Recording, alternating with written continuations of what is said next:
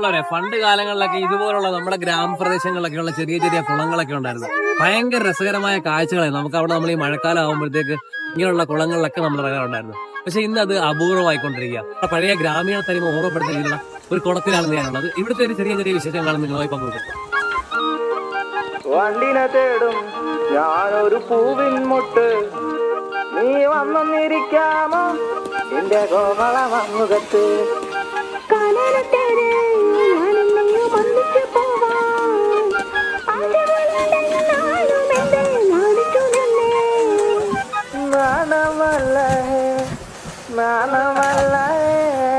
ഞാനൊരു പൂവിൻ മുട്ടല്ലേ, എന്നെ പറിച്ചെടുക്കരുതേ. വണ്ടിനെ തേടും ഞാനൊരു പൂവിൻ മുട്ട്, നീ വന്നിരിക്കാമോ.